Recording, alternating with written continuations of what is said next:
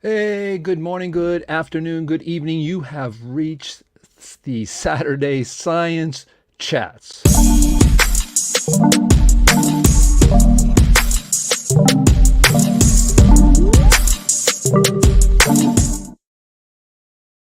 Yes, indeed, you have reached Saturday Science Chats. We've got a great day for you today, of course. Great speaker today, second part of a series here. And this, of course, is sponsored by the John Chappell Natural Philosophy Society and Dissident Science. And today we're going to be talking about part two of our time in physics. And this is part of our series we call The Evolving Perspectives on the History of Science, meaning if you are a critical thinker, you look back on the history of science in a very different way than the average person or the person in mainstream science looks at it because you have a more critical eye. And that's exactly what we're going to be looking at today. And today is part two is going to concentrate on Michelson-Morley, one of the favorite topics of people who are into light and ether, especially the Lorentzian ether and special relativity. I've got sporting my Einstein shirt today in homage of that. And of course, we want to congratulate everybody for watching this. You don't tune into this lightly because, of course, these are critical thinkers, and we do not have any problem with entertaining an idea without accepting it. Meaning, if someone says relativity is wrong, or that there is an ether, or that there's not an ether, no matter what it is, you should be able to entertain that idea and let the person give their presentation and let it roll around a little bit and make a decision. But I want to thank you very much for watching this. It's very important. And please like and subscribe. I want to thank especially Dissident Science subscribers. Man, we just was somebody limping along for a while, but now we're really picking up. We've got over 4,100 subscribers. And we're at, I think, 991 last count for the John Chappell. Let's get that to 1,000. So remember, if you're watching this, subscribe, hit the button. You know, if you want to be alerted when we go live, hit that little bell there on YouTube. Very important. And also put a like on that because that's the easiest way to support us because the algorithms will, if you like us, the algorithms will like us. So, and remember, everyone, we are all in this together, fighting amongst ourselves. I sometimes see people in the chat just like wailing on people, including myself. Yeah, you got the right to, but why wail on me? I'm on your side. I'm the first to say everything I think could be wrong. Everything anybody thinks could be wrong, but let's support each other. It's already, it's not easy to go out there on a limb and say something that everybody else thinks is right is wrong, or that there's a better model for it. But that's where the excitement is. And you got to get to that mindset of being a critical thinker. So, and as my father says, we are all wrong. That's absolutely true. It's just some ideas are less wrong than others. And don't fall in love with your ideas. If you're an etherist, remember, ether could be wrong. There could be a better model. If you are whatever model, a particle model, if you ask my dad and I, we're going to tell you over and over, everything we wrote in our book could be wrong. If you don't keep that attitude, you're going to be in real trouble. You know why? Because someone's going to take your idea, do something better with it, and make a better model. I mean, our book, for instance, just an example. My dad and I have our book, and we are standing on the shoulders of Burkert and Deneu and Newton and other people, Jeff Yee, and we've taken their ideas and we've added to ours. Whether they're better or not, that's up to the world to judge. But again, let's not just don't fall in love with it. When I talk to people, they just talk about it like it's a fact, folks. It's less wrong maybe than something else, but remember that. Okay, our mission is to above all promote critical thinkers, thinking without malice. That is, you're allowed to critically think and say something is wrong or come up with a new model. We're an organization that supports, publishes, and promotes serious work outside mainstream.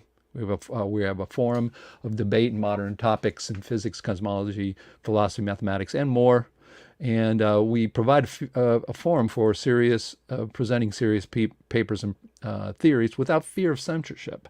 And we're controlled by all our members. Very important. Our websites, if you haven't checked them out before, if you don't know anything about this and you think, what can be wrong with mainstream? Well, go to beyondmainstream.org. Love that name. who helped us a lot with that name is Nick. Nick helps us a lot with a lot of stuff. Very good guy. And try our online magazine. I believe we have passed, yes, we have. We have passed 100,000 views of articles on that. And for our little non-mainstream site, that's pretty amazing. Over 100,000 views of articles and pages on that. So we're very happy about that. And if you want to join in the great discussions we have of critical thinking in the community, go to naturalphilosophy.org. And you can also find our Wikipedia, which is wiki.naturalphilosophy.org, where we have over 10,000 pieces of information you're not going to find anywhere else. And we rely on you guys. This is not like we're government subsidized, or that certainly won't happen, or we have some big donors, big corporate donors or something like that. We rely on everybody. In fact, I see every month I see $5 donations, monthly donations, and we appreciate those. We have monthly donations all up towards to $50 a month. If you can't afford even the $5 a month, we have an annual membership of $35 and on up. And of course, we receive donations, and that's really, really important to us. I do want to thank our patrons, Nick Percival. He's been has donated to this cause. Want to thank him, and Dr. Cynthia Whitney, our Chief Science Officer, and Ramsey, a pen name. He wrote the book on ether. So if you check it out, it's all free, of over 400 pages. Really, really great book. Oh, look at there. Dave's pushing an ether book. Yeah, it's a great tome. It's great to look at. It's great to read, whether you believe ether is correct or not. It is a model. It's a model that is competing with to be the next model. And then all the annual and monthly memberships, of course, but we need your vital support, people. I'd still like to get more people in memberships monthly or annually. We still need to get more. We rely on some bigger donations to keep going. We have $2,300 a year that we have to pay for just our web presence. Basically, that's all it is. Our subscriptions, our server, our don't get hacked on the server, our backup, all of those things, because it's vital to this. So please, please, if you can donate something, it's important, because if that stops, this stops. So coming soon, we're going to be off next week, March 19th. It is spring break where I'm at, and I'm not going to be here. We'll talk about that later. We're going to get some people involved, but we will be back March 26th. We have coming up, not in any order, really, the Nick Percival will be doing, actually time, I apologize, it should be time in physics, talk 3. And then Bob D. Hilscher will be talking about the physicality of parallel resistors, diodes, and transistors. Really interesting to see an actual model being applied, complete physical model applied to electronics, which people don't do. We have a lot of empirical equations that work fine, but what's really going on? And of course, we do have a great debate. I'll be talking a little bit on the next slide. And of course, you can suggest a topic or a speaker if you do know one. Just send an email to david@naturalphilosophy.org or david@dissidentscience.com or david@dhilster.com or whatever. The hundreds of emails that come in my direction. So that's what's happening. And we do have the great debate coming up here, and I've been discussing this in a forum on naturalphilosophy.org. You can join in. I contradicted myself, and I just put my foot right in my mouth, but that's okay. I forgive myself. Oh, I got this light on. Yeah, that's better, I think. So what I plan to do with this debate is to have the etherists present why the model is a good one. Then the other side will present why ether is not a good model. The etherists will rebut those objections, and the non-etherists, or people who are arguing against, will respond to that rebuttal. And of course, then the audience will chime in. Again, this will be done in a way that, yes, as people know, I'm not an etherist. I think it's not a good model, but I will tell you, I can be wrong. And that is one of the differences. I just don't hear etherists, etherists, I never heard etherists say, yeah, ether could be wrong. I've never heard that. Please, if you're an etherist, type that into the comments. I would love to see that a person actually realizes that no matter what we think and what model it is, it could be wrong. The particle model could be wrong. Jeff Yee's model could be wrong. The infinite universe theory could be wrong by Burkert, et cetera, et cetera. So anyways, I think it's going to be a great debate because there are people on both sides of that theory. And also, I think one of the reasons I want to do this is our organization is really, in the 1990s, our organization, the MPA, was known as the Anti-Relativity Organization. That's all people thought it was.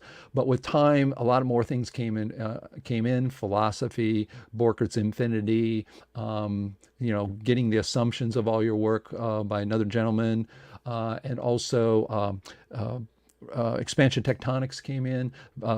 Big Bang was wrong. All of these kinds of things, new models for atomic structure. So it branched out to be much, much more than anti-relativity. But if you come to this group and you look at it, people are going to call us like the ether group. And yeah, people do. There are people who subscribe to it. And there's a lot of people on the fence. There's more people on the fence than believes in any of the theories, the particle theory, the ether theory, anything. So we want to be careful that, I think one of the reasons we want to do this is that it can appear that this is a group of etherists, and even though the people who are presenting, a majority of them think that, it doesn't mean that's the only model. So I think it's just a thing to remember. No one's right. We're just less wrong than other people before us. Also, I'm looking for hosts and actually guest hosts. I just came up with this idea this morning. When I can't make it, we can have a guest host. You don't have to be a host all the time. That's a big commitment. And a lot of times a guest host we know maybe is a person of prominence. We have Nick Percival, who is very prominent, one of the experts on the planet, in my opinion, on time and relativity and all of that. He could be a guest host, and we can look at it that way. You don't have to come on and take over. But I also am looking for anybody who will like to host or even co-host. So that it's not going to be me all the time. I do this because someone can do it. And I do want to thank you so much, Michael, Food for the Capitalist Machine. I love it. Thank you so much. You can donate via the super chat in this is from YouTube, so it's greatly appreciated. I think you only can do it through Dissident Science until we get 1,000 subscribers. So remember, subscribe to also Natural Philosophy, the CMPS YouTube channel, because we got to get to 1,000 before we can actually receive super chats. But don't worry, that money that goes to Dissident Science will be geared over into paying our bills for this whole thing. So thank you so much, Michael. He is one of the people really enjoying this. So again, we are in part 3 of Perspectives of Time in Physics, and we are going to I'll tell you a little bit about Nick if you haven't been here. He has given a talk before, but we'll talk about him again. Give you a background if this is your first time. Nick is an American scientist and entrepreneur who is best known for his work criticizing and explaining Einstein's special theory of relativity Einstein's special theory of relativity's treatment of time. Boy, it's a mouthful. Nick graduated from Harvard in 1964 with a degree in physics. There you go. Wait a minute. I thought the CMPS was full of people who didn't have physics degrees, non-scientists, people who are like plumbers. I'm kidding. He has spent more than 50 years focusing on the twin paradox, and from those studies has come to know many problems with special relativity. This is just going to be a great talk. I mean, it was very popular. All we did was got raves for the people who attended live last time. As an entrepreneur, Nick started several companies in the late 1990s when the internet was still young. He co-founded TeacherWeb with the goal of providing teachers education an easy way to create and update webs for communicating with students and parents. So he was ahead of the game and all that. And of course, you can check out Nick's YouTube channel. He's got, this is older, but I see that he's approaching 300 subscribers. Yeah, it's about time. It's about space. No, it's Nick of Time. I love that. Nick of Time, your time guru, saving scientific souls in the nick of time.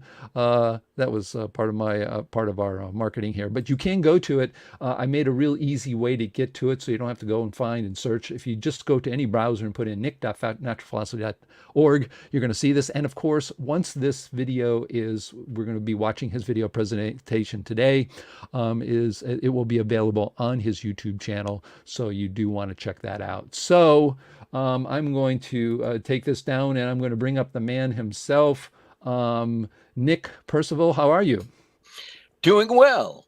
I noticed that Michael gave another generous gift. He had done one earlier in the Oh, year. yes. Yeah, Yes. And that's greatly appreciated. yeah. It really does help, and I do appreciate your patronage as well. I mean, you've made some donations to our group and really kept things going, and it's greatly appreciated because as Tao, I remember if you were here last week and we had Tao Lin, the author, on, Yes, he yeah. said he watches what he does is while he's doing his art, he listens to this, and the comment he had, what I thought was really interesting, Nick, and I think that is in the spirit of what the NPA was and the CMPS, and that is we support each other. You Mm. know, we really do. When someone comes up with a really crazy idea that you thought, oh, this can't be true. You know what's funny is those are the talks I usually get more stimulation to my own view of the universe than I do from hearing somebody talk about something that I sort of know about, because there's always something in their system that makes something click in your head. So I think that's Yeah, really great. whenever you hear someone who has a different perspective on something, even if you don't agree with them, that different perspective can be a catalyst to new thinking on your part. Yes, absolutely, absolutely. So that's what I always tell people. I remember when we had our conferences, in-person conferences throughout the 90s, 2000s, 2010s. We I tell people often, if I were in front of the microphone and helping out with that conference, I'd often say, here's what you really may think of doing. Because a lot of times we'd have simultaneous sessions, right? And I'd say pick a title that you look at and you say, there's no way I would ever want to go and see that one, and go to it. And and we would have upwards to over 100 people at our conference, and I'd have people come afterwards and say, Dave, I just did it because I wanted to spite you, but you know what? You were right. I went to this talk, and even though I didn't agree with anything, it was super interesting to see a different point of the world because it really spawned all these new ideas that I have. So, anyways, speaking of new ideas, tell us about what we're going to be seeing today in your presentation. Okay, for these Saturday morning talks, we often have a lot of interesting ideas, and even if the viewers think it's really interesting, the weeks pass, and those ideas can fade in the viewer's mind. So let me just quickly do a review of part one. Part one was based on a wonderful book by Professor Lee Smolin, who is a very well regarded and respected mainstream physicist, but he's also a critical thinker, and he wrote another wonderful book on the search for the Higgs particle, and Smolin really torched that effort as being pseudoscience. So he's a great critical thinker, and his book was interesting in that it showed how physics and natural philosophy's idea of time has been evolving for several thousand years and gone through a number of paradigm changes and continues to evolve today. And that's probably true of all of physics. So we shouldn't think that whatever is the currently accepted theory is the end of physics, the final word. History tells us that it's a continually evolving process. Um, and one thing he emphasized was that early humans, showing a very typical human foible, were convinced that the Earth was stationary, and therefore their view of time was the sun going around orbiting the Earth, and each orbit was equivalent to one day. And that incorrect intuition took about 1,000 years to get past. And even when Tycho Brahe discovered that, hey, the planets are revolving around the sun, and even though the Earth is a planet, he couldn't quite break that tie to his intuition. So let me briefly, Lee also was a great admirer of relativity uh, and reverenced it, very tightly bound to it. But in writing this book, he saw that uh, relativity was sort of the pinnacle of physics, removing the essence of time from physics. So he was able to take, being a critical thinker, he was able to take that first step to see that flaw, but didn't think he went far enough in correcting that flaw. So and that's what part 3 will be about. So, as David said, we'll look at the transition from Lorentz Aether Theory to special relativity, and hopefully that will put one's idea of special relativity into a new context, and you'll see it in a new light. Okay, well, that sounds And, good. and by the way, when part 3 comes out, after 60 years, a new idea suddenly dawned on me in the light shone. So that will part 3. I like that. Good effects there. Maybe we'll have. I'm going to have you as a no, guest host, and I'm no just going to. expense to stay on that. I know, I know. I really appreciate you. Probably spent many hours rehearsing that, but well, I'm looking forward to this, and let's get this going here. I'm going to bring this up. I will stop it because I think it automatically starts. But let's see if it starts okay. Then we'll just let her rip and go forward. Here we go. Welcome to part 2 of this 3-part series on the past, present, and future of time in physics. Today we will focus on the transition from Lorentz Aether Theory to special relativity. We'll look at the last version of Lorentz Aether Theory after it was modified to accommodate the results of the Michelson-Morley experiment. And we'll give a detailed discussion of what happened to physics in 1905. And I strongly believe that this context of looking at that transition from Lorentz Aether Theory to special relativity will really give great insight to special relativity. Lorentz Aether Theory was developed in the 19th century, where the focus was on trying to understand the phenomenon of light and electromagnetic waves. Many different theories were floated out and debated and considered, and further there were many experiments which influenced those debates and the thinking of various physicists.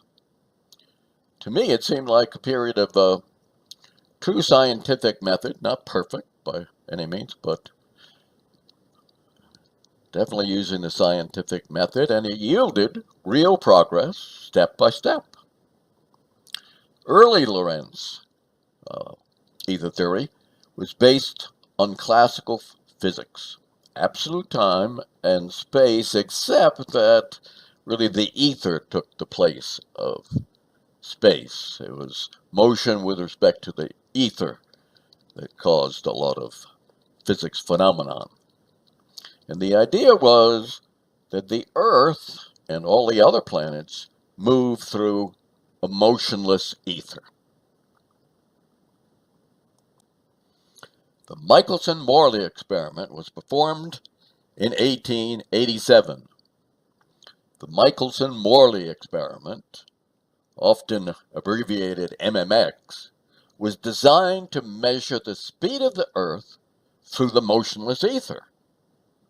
Well, the results were shocking to Lorentz and most etherists, as it seemed to predict no or very little Earth motion with respect to the Earth, the ether, far less than was expected.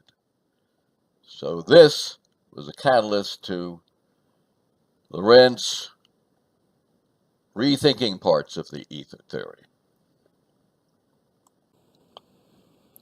This is a most important slide. after the Michelson-Morley experiment showed that they could not detect any motion of the Earth relative to the motionless ether. That shocked Lorentz, as that was inconsistent with the early Lorentz Aether Theory.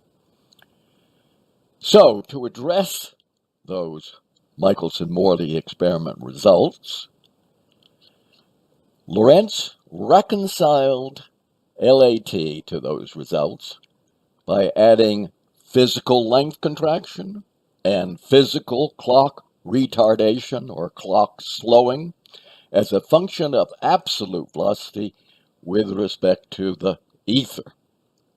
In LAT, the ether is the preferred frame. Now, all along, from early LAT to after MMX, the ether rest frame was the only frame where the speed of light was c in all directions. But because of the MMX results, it was added to LAT that all observers would measure the speed of light as c in all inertial frames. So we'll look at how these three changes to LAT were handled in the transition to special relativity. Let's look at this translation from Lorentz Aether Theory to special relativity in detail. Einstein essentially took Lorentz Aether Theory, often abbreviated LAT or LET, and changed it from a preferred frame theory to all frames are equal, each with its own idiosyncratic view of what's happening physically.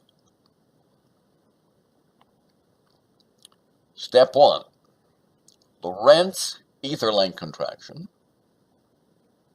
and clock slowing equations look mathematically identical to special relativity's length contraction and time dilation equations. So that's a direct taking from LAT to SR.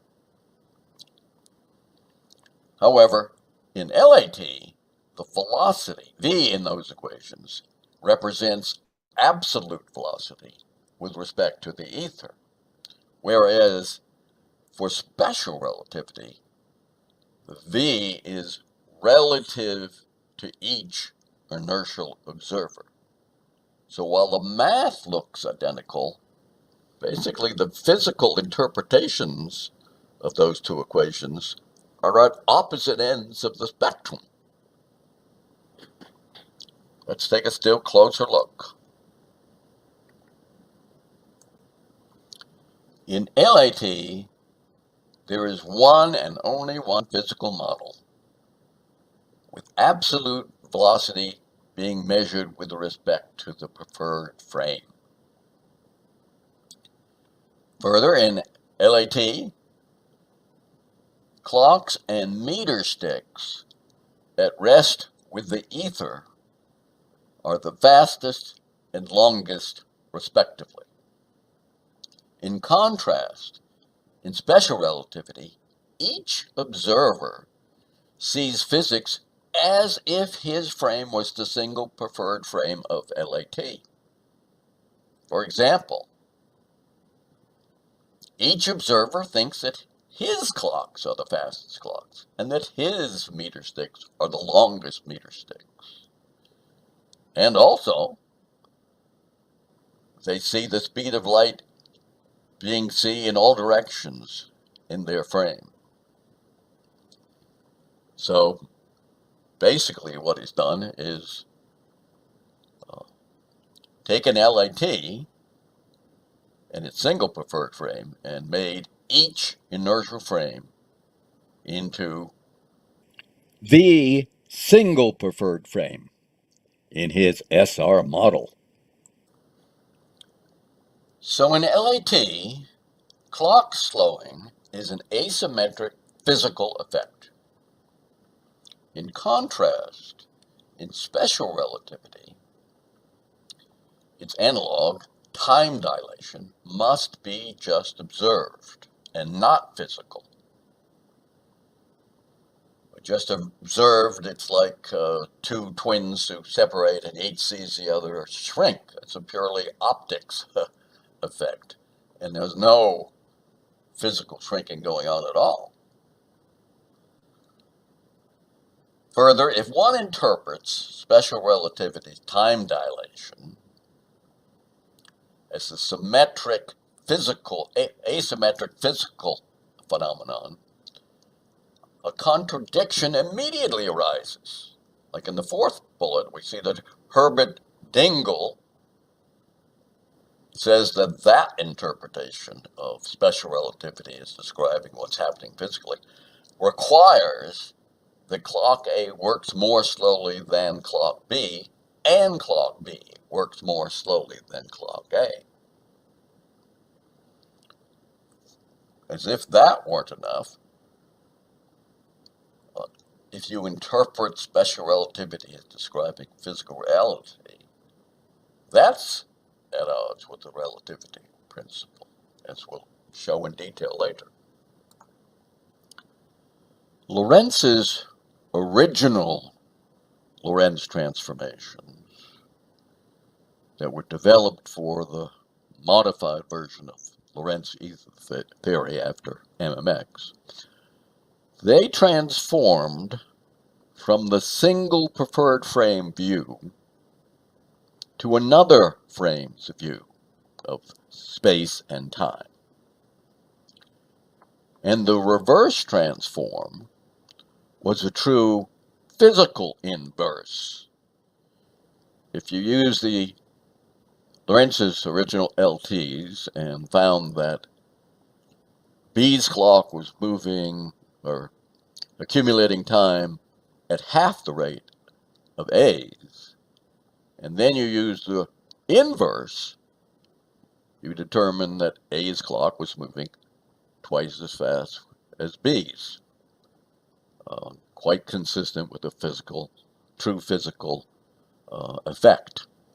However, when Einstein rederived the LTs for special relativity from special relativity's length contraction and time dilation, they were used to transform between any two inertial frames.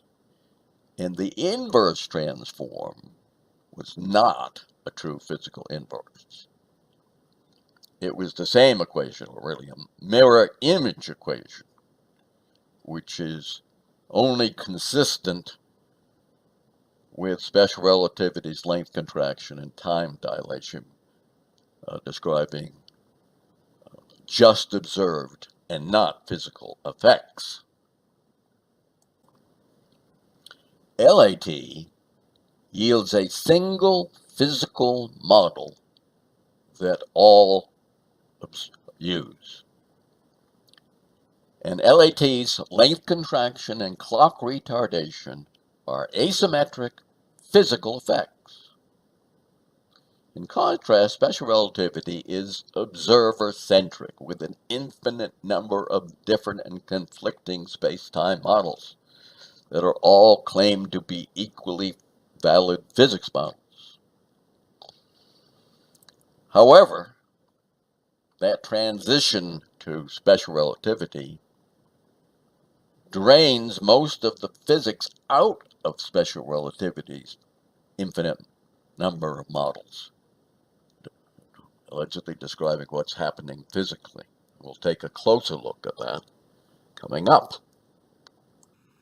Since much of academia has a strong negative emotional reaction to the term ether,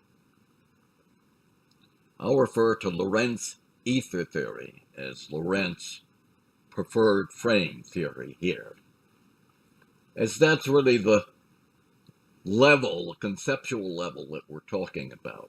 We don't get into the details of the ether itself at all.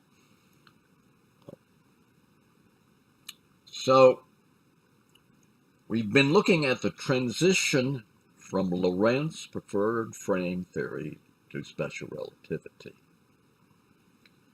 and seeing that basically special relativity took Lorentz Aether Theory, including the three constructs that Lorentz came up with to modify Lorentz Aether Theory and address the results of MMX, namely Lorentz length contraction, which became a different kind of length contraction in special relativity, clock retardation or clock slowing, which became time dilation in special relativity, and that all observers would measure the speed of light as c, which became the second relativity principle of the constancy of the speed of light in all inertial frames.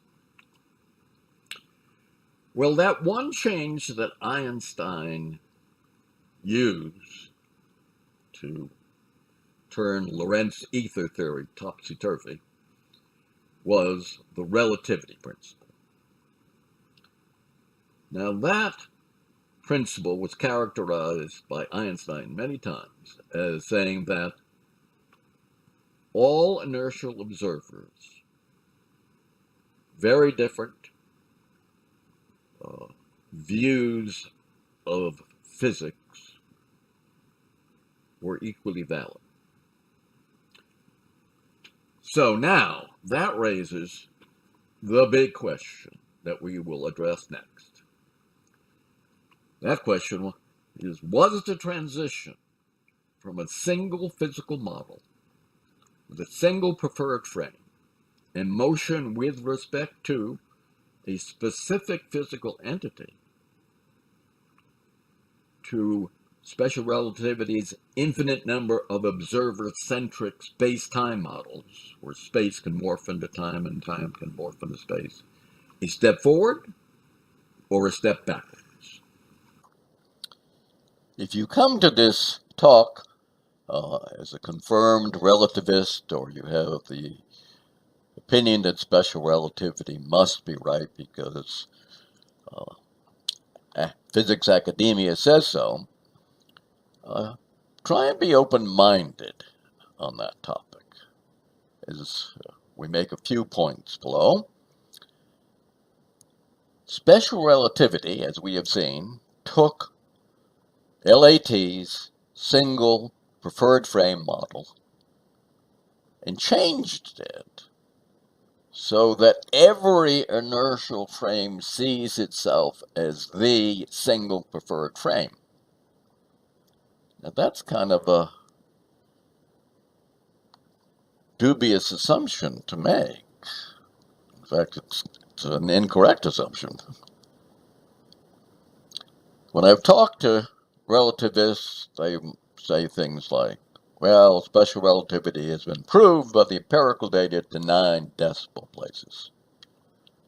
However, the early empirical data also supported Lorentz Aether Theory. For example, in accelerators, it was not determined whether these effects were asymmetric and physical or symmetric and just observed, because we only gathered data from one point of view, from the lab operator, and not from, say, the particle's point of view. Further, more recently, that question has been determined, whether the data really is symmetric or asymmetric.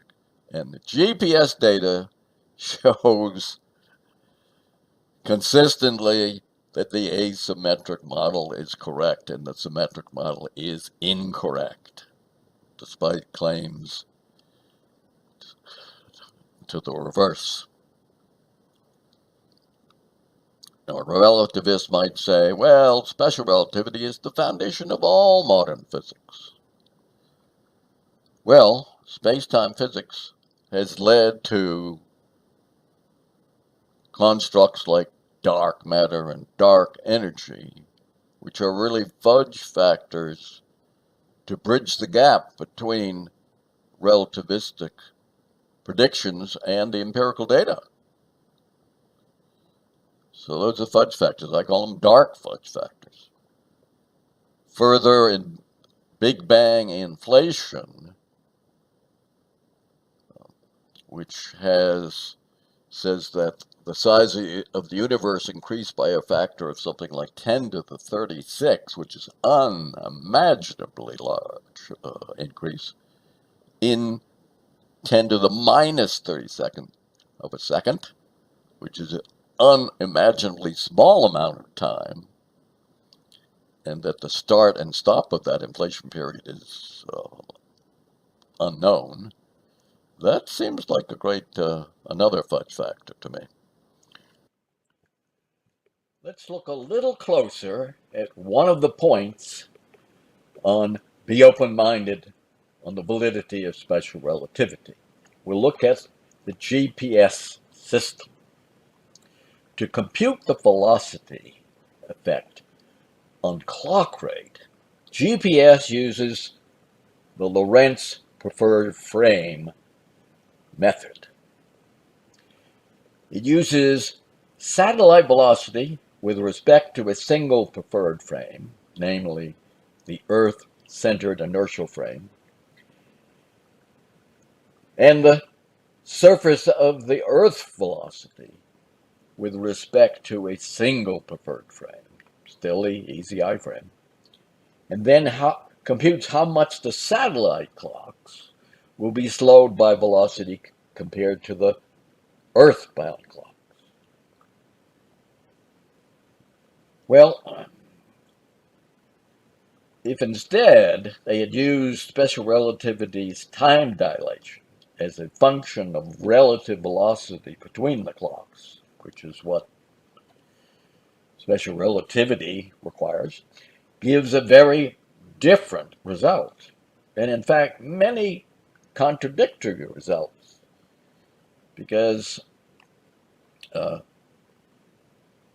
on different positions of the rotating Earth, clocks will have a different relative velocity compared to a single satellite clock.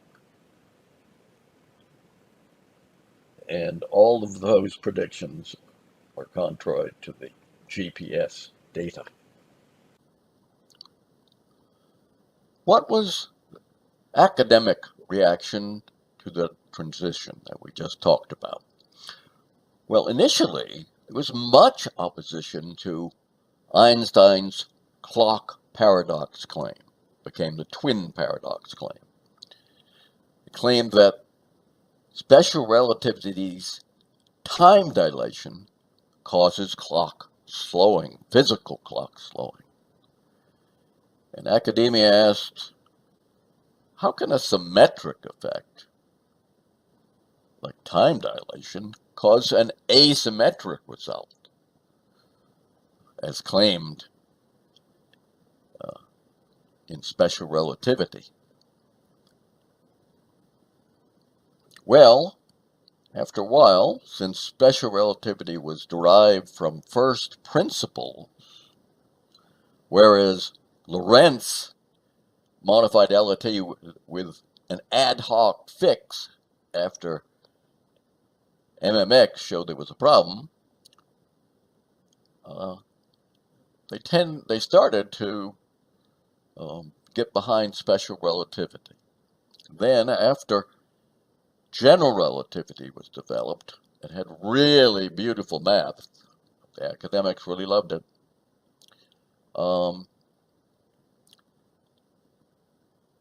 Even though, well, general relativity was claimed to be proved by some observations of an eclipse of the sun, but later examination showed that, first of all, the person doing the experiment was doing cherry picking on the data, and that basically the results did not back general relativity. And later data from NASA showed that no, there is no bending like general relativity predicts outside the corona, which is just the case of the light being bent by a different index of refraction that it's going through. In any event, so that's how relativity won the hearts and therefore the minds of academia.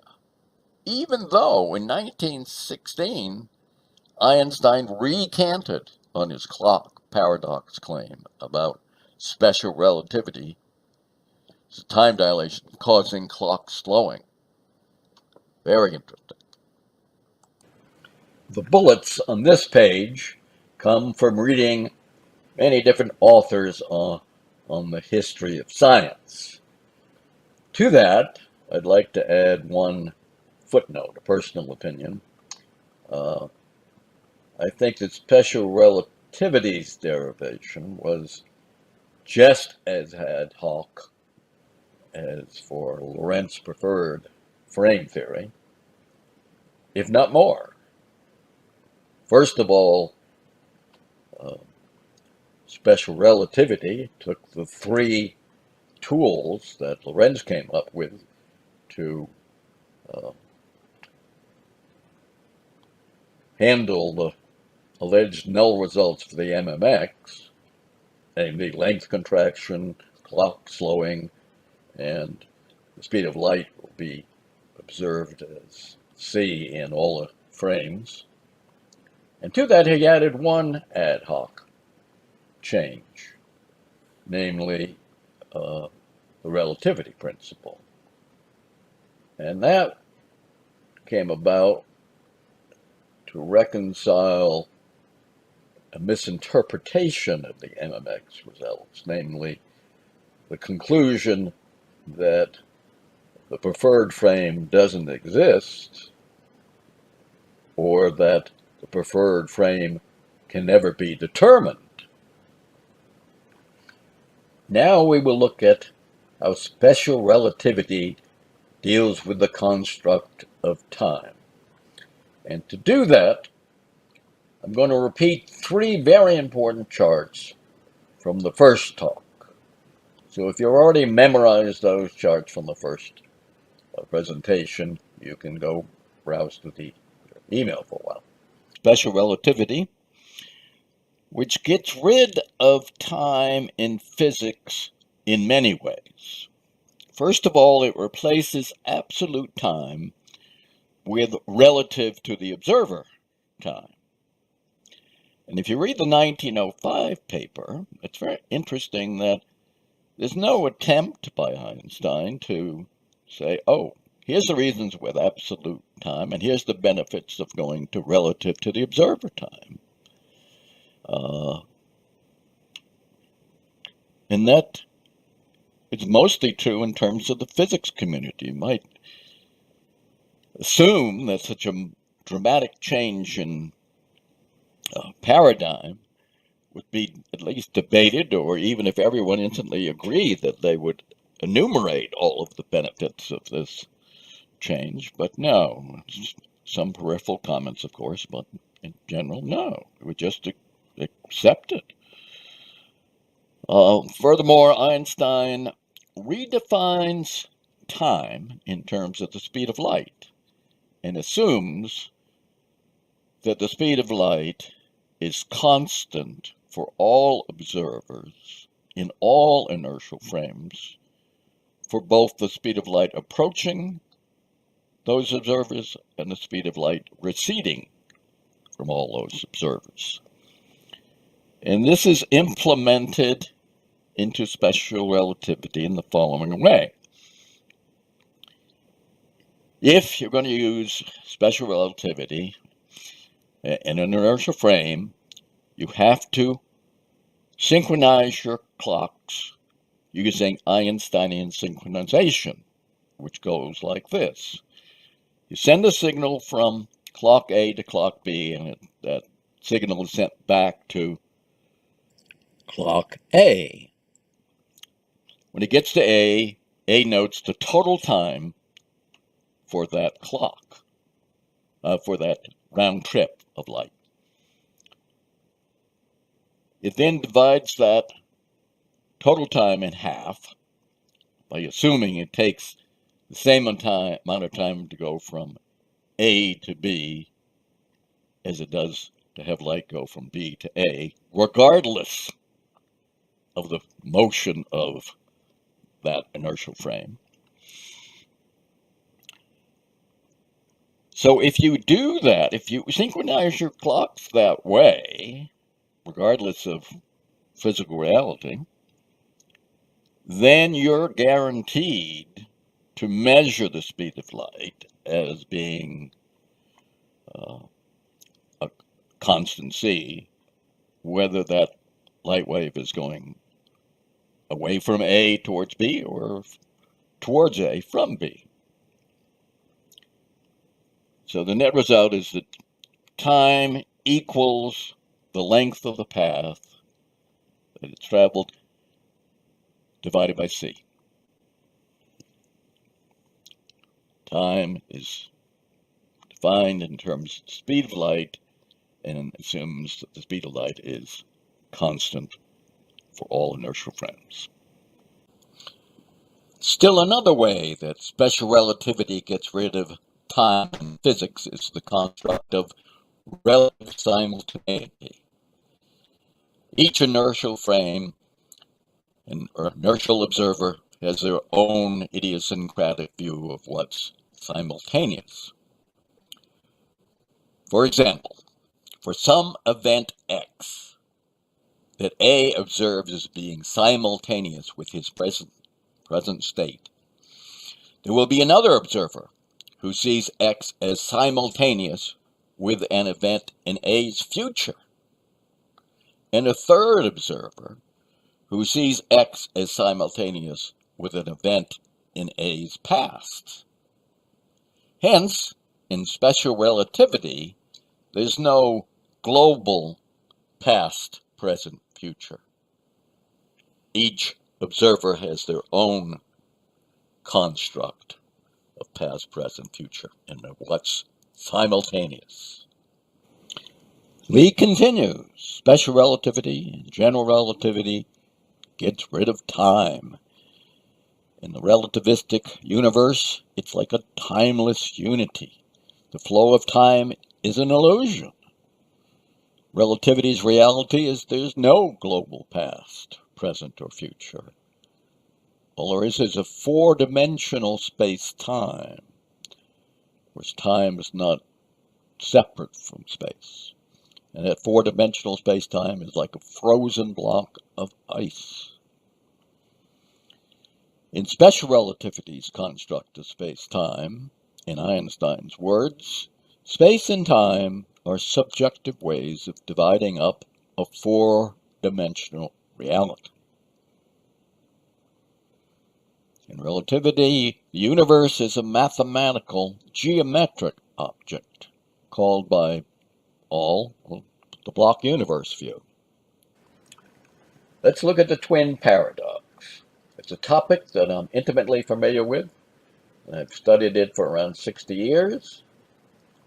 In 1905, Einstein alleged that special relativity, symmetric time dilation, predicted an asymmetric result due to physical clock slow. So we'll look at a typical twin paradox scenario. We start with twins A and B at rest in a specific frame. Let's call it the A frame. Then twin B accelerates and moves at a constant velocity in B's outbound frame until he meets up with another person at rest in the A frame. He then turns around and comes back to be at rest again next to his twin A, the location where he started. Einstein claimed that when he came back, B's clock would have accumulated less time due to time dilation. And as noted earlier, this claim was really puzzling to many physicists in 1905 and the next few years. But this problem tried to be reconciled because time dilation is supposed to be a function of relative velocity. And B's relative velocity to A is really the same as A's relative velocity to B. So that's a symmetric situation.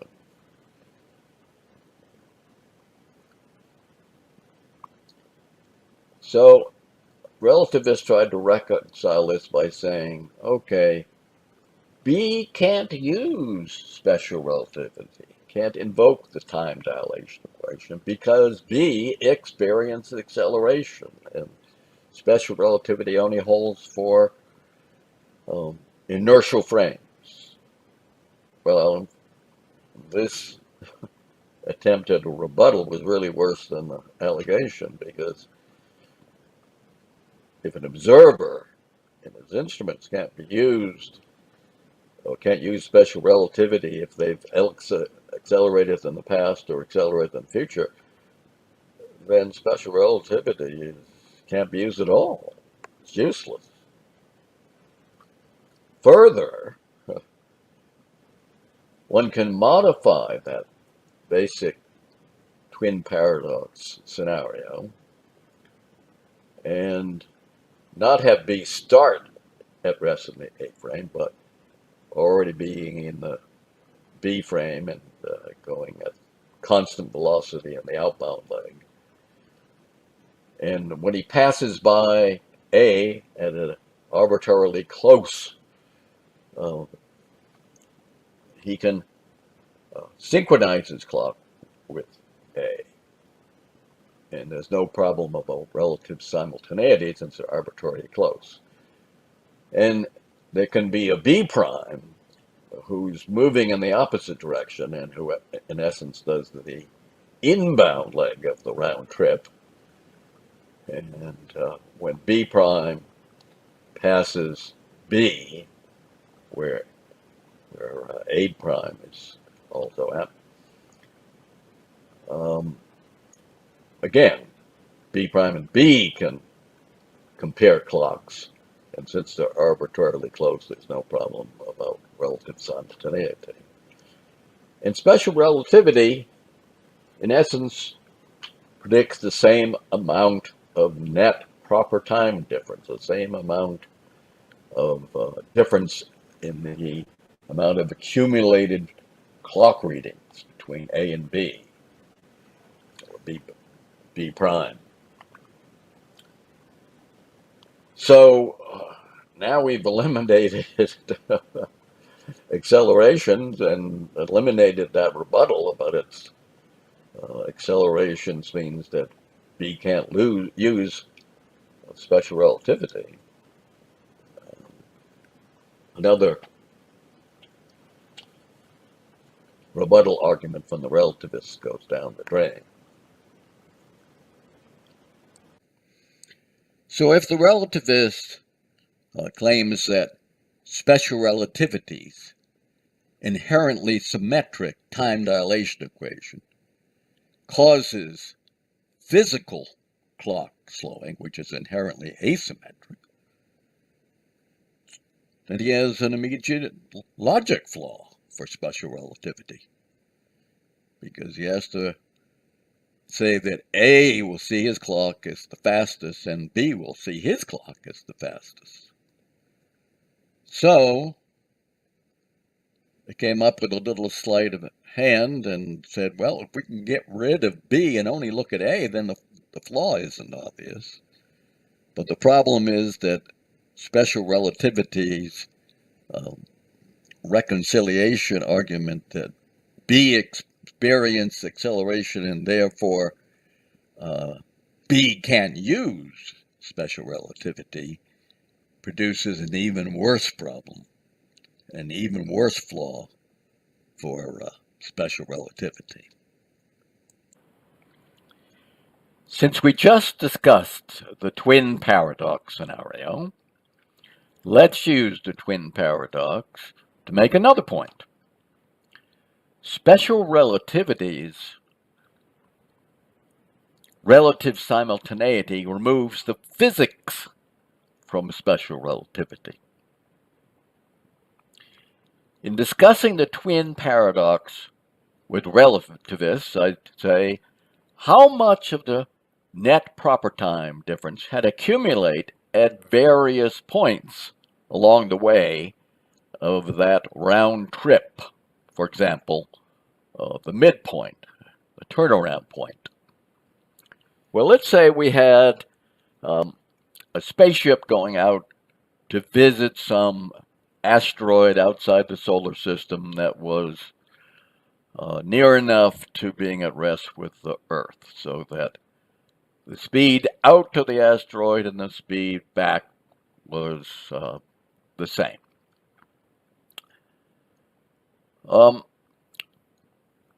So we'll say it took, from the point of view of Earth, it took 10 years for that spaceship to make that round trip, and the speed was 0.866, the speed of light, which means the Lorentz factor was 1/2. So according to special relativity, the clocks on that spaceship should only show a passage of 5 years. So the net proper time difference between the two clocks would be 5 years. So what would be that net proper time difference at the midpoint? Well, if you go to bullet 2, really 1/2 in special relativity, 1/2 the net proper time difference must accumulate at the midpoint because of symmetry. Otherwise, the physics of special relativity would be direction dependent.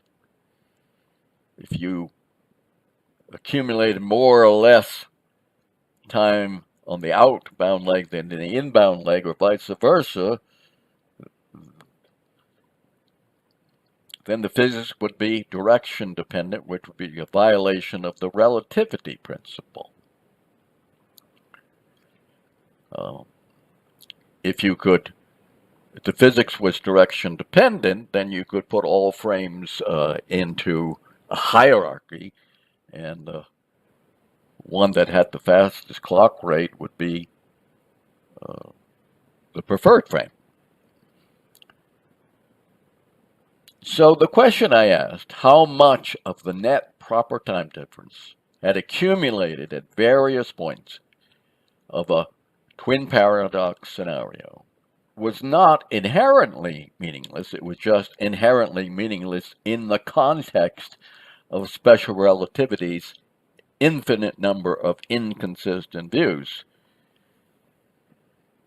If all of the inertial frames views are considered to be equally valid and they all differ each other or contradict, then you can't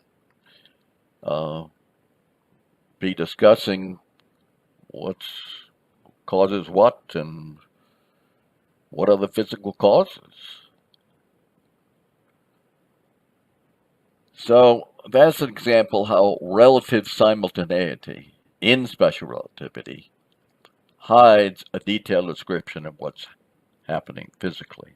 The only thing that you can determine in special relativity is the final total net proper time difference when the two twins get back together again, because if they're together, then there's no effect of relative simultaneity. They're right next to each other. So special relativity can sometimes predict the total effect of a long process, but the details of what's occurring in that process are inherently unanswerable in special relativity.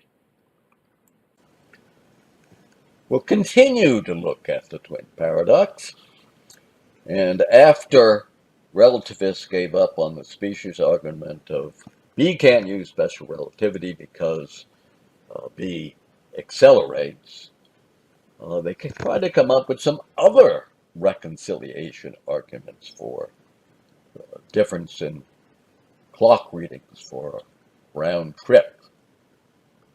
The problem was all these arguments used a cause for this clock slowing that was different than special relativity's time dilation. So all of those arguments implied that special relativity did not cause clock slowing. Another attempt was flawed because basically the argument assumed that the stay-at-home frame in a twin paradox scenario would always be the single preferred frame. Hence, they shifted from special relativity's all frames are the same to a Lorentz preferred frame type of theory that had a single preferred frame. Or thirdly, they used just observed time, and hence couldn't be talking about a physical clock slowing instead of proper time. So Einstein was troubled by this debate, and he wrote about it between 1905 and 1916, that he was having problems trying to reconcile the problems that were raised by critics. And even Einstein abandoned this twin paradox claim that special relativity's time dilation was describing physical clock slowing. He did that in 1916. But the rest of physics academia kept on claiming that the twin paradox had been resolved and that special relativity's time dilation could explain asymmetric clock slowing. Well, our organization of critical thinking physicists sent out a request to universities to address this problem about the twin paradox. And the mainstream response actually was the strongest indictment of special relativity's time dilation describing physical clock slowing. Even though that's what they were trying to do, their arguments ended up being an indictment of that claim. If you want more details, you can go to that URL at the bottom of the page and look up mainstream response page in the navigation bar and give all the details in the mainstream professor's quotes. Continually looking at the twin paradox, note that a dozen mutually exclusive reconciliation arguments trying to reconcile special relativity with physical clock slowing were accepted by academia, and none were rejected. Furthermore, there were no rebuttals to any of the mutually exclusive reconciliation arguments. It seemed that if anyone came up with an argument for special relativity, it was accepted and not argued against. And then eventually, if one claimed there was a twin paradox problem, you were censured without really the argument being considered. Furthermore, each of those mutually exclusive reconciliation arguments was an implicit rejection of the assertion that special relativity's time dilation described a physical effect, because those reconciliation arguments were based on using something other than special relativity's time dilation as the cause for clock slowing. And that logic for rebutting the twin paradox is not confined to just the special case of that twin paradox scenario. It also shows that in general, special relativity time dilation is not describing what's happening physically. Wrapping up our discussion of the twin paradox, few notes. Professor Herbert Dingle was very well respected physics professor in his era. He was a relativist and the author of a textbook on special relativity. But then he came across the twin paradox, and he concluded that the twin paradox claim unavoidably leads to a contradiction. And he then became a critic of special relativity and wrote a very famous book in that regard. Turning to the empirical evidence, GPS, which is a highly credible data source because the system works to a high degree of precision. Doesn't matter what anyone thinks, the system works. And the data shows that clock retardation, clock slowing, is asymmetric and physical. And it's a function of absolute velocity with respect to a single preferred frame, the ECI frame. If you try to apply special relativity and relative velocity with respect to another frame, you'll be sending people off into the forest or the lakes, and you get more and more incorrect results the more your selected preferred frame differs from the ECI frame. And it's not just this twin paradox area, but the data for half-light extension of muons that are created in the upper atmosphere shows that either their half-life is greatly extended physically due to their high velocity as they approach the Earth, or the muons must travel much faster than the speed of light in violation of special relativity.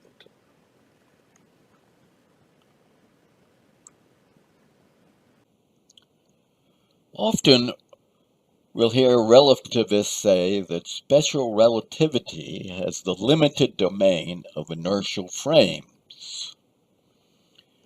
Well, first of all, that doesn't seem to really make good sense, because if you have some velocity effects, that's valid physics, and then you accelerate by 1/1,000,000th of a percent, then that effect suddenly stops. It's just hard to picture that as valid physics.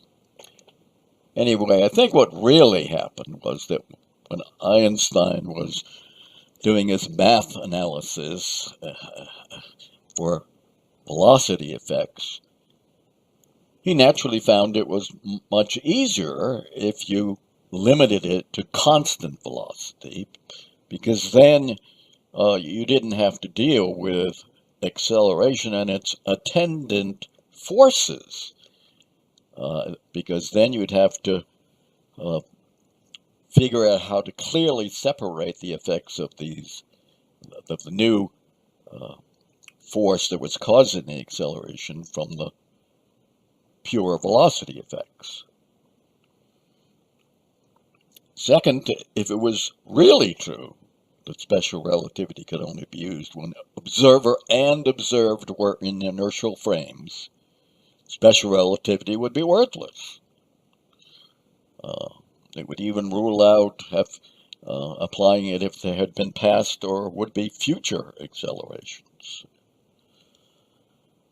It would be hard to find an environment that was a true inertial frame. Furthermore, looking at this from the empirical point of view, the accelerator data confirms that velocity and energy level effects are a function of instantaneous velocity. Whether the velocity is 100% constant or accelerating. And those instantaneous velocity effects are not in any way limited to inertial frames. Such books as Gravitation by Archibald Wheeler and Thorne are rather explicit on this point. But one thing one has to look out for is that sometimes the claim that special relativity is limited to inertial frames is used by relativists without justification to finesse special relativity contradictions and empirical data mismatches.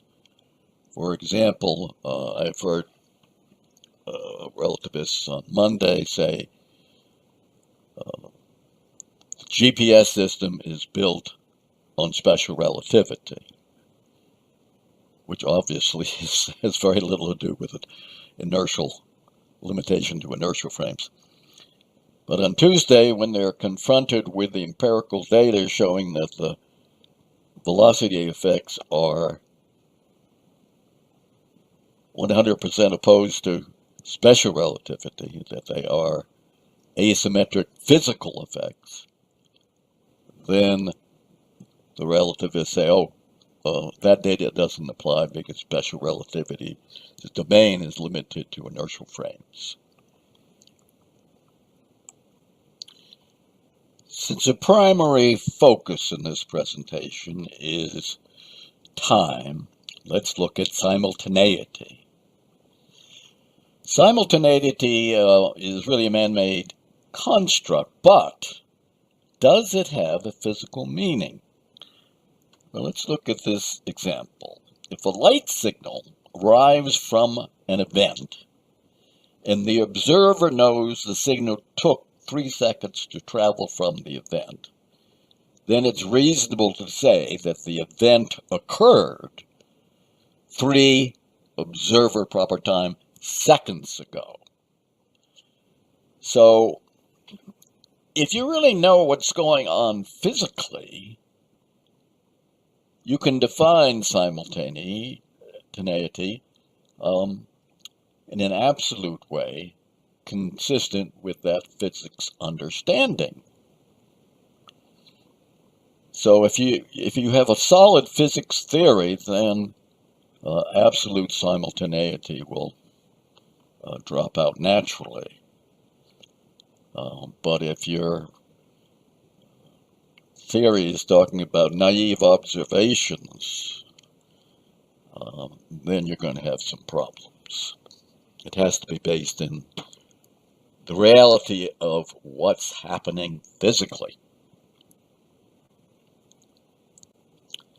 So this poses another interesting question.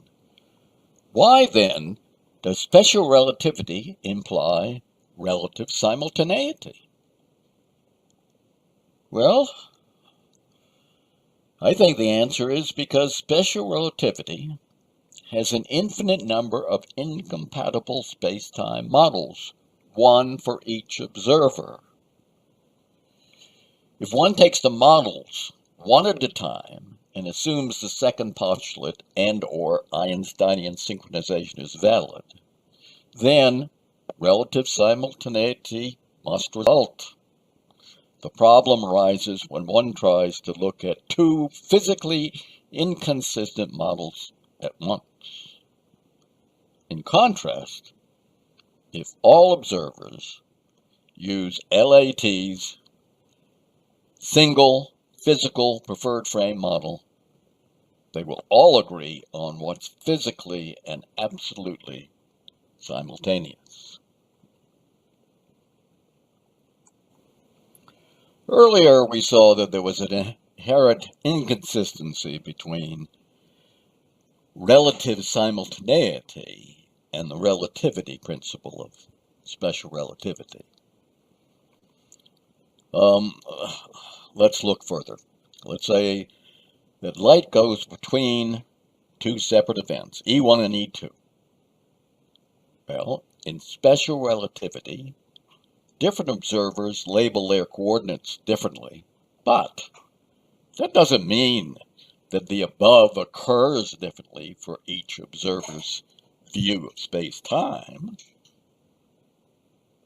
Further, the empirical data from GPS says that the single, coherent, physical approach to simultaneity works and is even required. So how do we move away from a metaphysical view of time, or special relativity's relative time, to a good construct for building good physics? Well, we do that by replacing time, quote unquote, with proper time, which is a great physics construct which is operationally defined. First, to help us with an analogy, we look at absolute velocity and absolute kinetic energy as measured in the preferred frame, as they are true physical properties and help to understand what's happening physically. They help to understand what are the real causes and effects.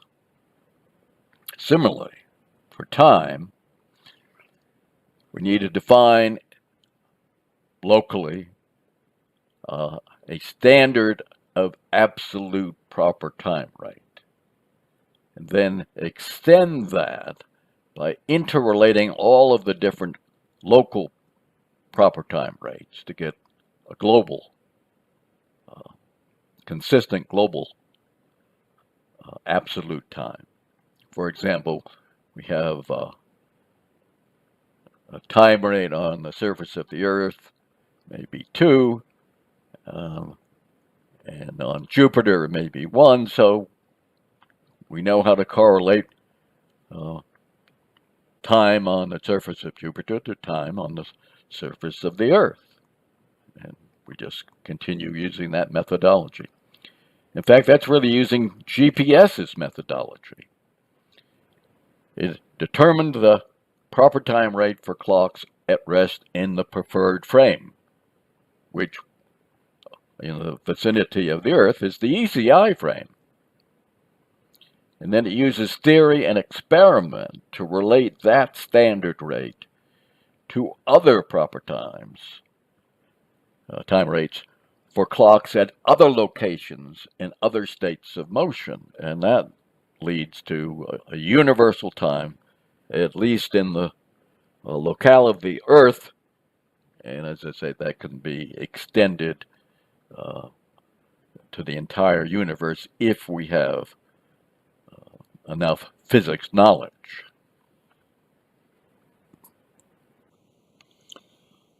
While this three-part series primary focus is on time, certainly a very important sub-theme is absolute versus relative. So I'll show a few slides discussing that point. This slide talks about relative velocity, and of course, time is part of the definition of velocity. We'll look at the Doppler effect, and it's built on the construct of relative velocity, meaning relative to the observer. So I contend it doesn't describe what's happening physically. At best, it describes what's just observed and gives a misleading implication of what's happening physically.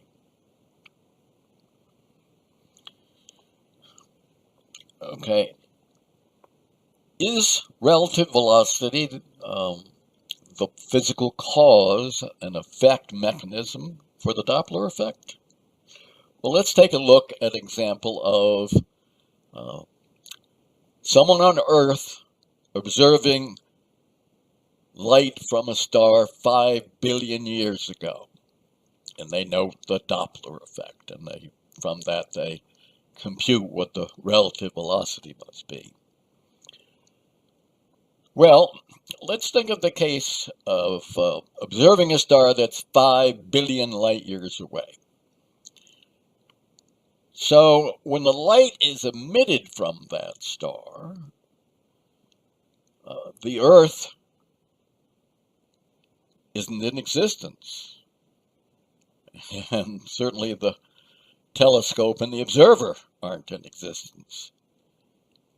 Further, let's say that after 3 billion years, the star itself explodes in a supernova and is scattered throughout the universe.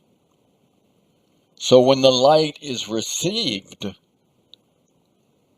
on Earth, the star doesn't exist. So it's hard to think of the relative velocity between the star and the telescope as an important description of what's happening physically. Further, Professor Frankel, has shown that the special relativity Doppler effect gives the same answer as a model using velocity of the source relative to its local light medium and velocity of the observer relative to his local light medium. So one can describe that the Doppler effect phenomenon in terms of local physics. And perhaps that gives a better idea of what's really happening physically than using the construct of relative velocity. Next, we'll look at absolute or relative kinetic energy. Special relativity's relative kinetic energy construct and symmetric effects have no physical reality. They are abstract math inventions which may or may not be useful in some cases. For example, special relativity assigns a wide range of relative kinetic energy values to each particle. Hence, special relativity's construct of relative kinetic energy is not a physical property of a particle. It's an abstract construct for math analysis. If kinetic energy is a valid physical description of what's happening physically, then it must be single valued. It must be an absolute kinetic energy construct. Now, I know that some people dismiss energy and kinetic energy, but that's a topic for another day. Regarding absolute versus relative, let's look at the preferred frame and clock rates. Well, we know that clocks at rest in the same frame, other things being equal, such as gravitational potential, accumulate proper time at the same rate. So, there's two possibilities. All frames have the same clock rate, but if you interpret special relativity's time dilation equation as being able to describe a physical effect, then that interpretation of special relativity rules against that option. And in fact, the empirical data shows that that option is not correct.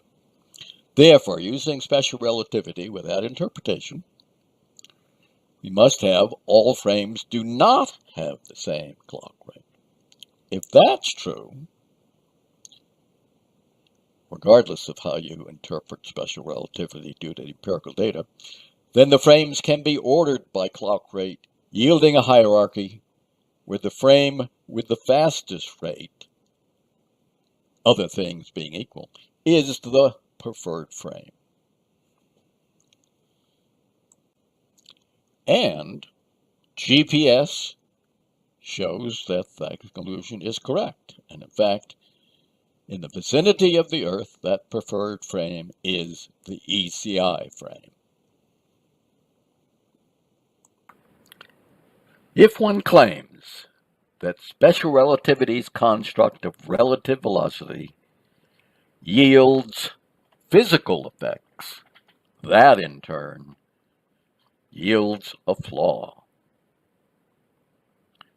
We're going to use the same first bullet, which I found is very useful in showing flaws in special relativity.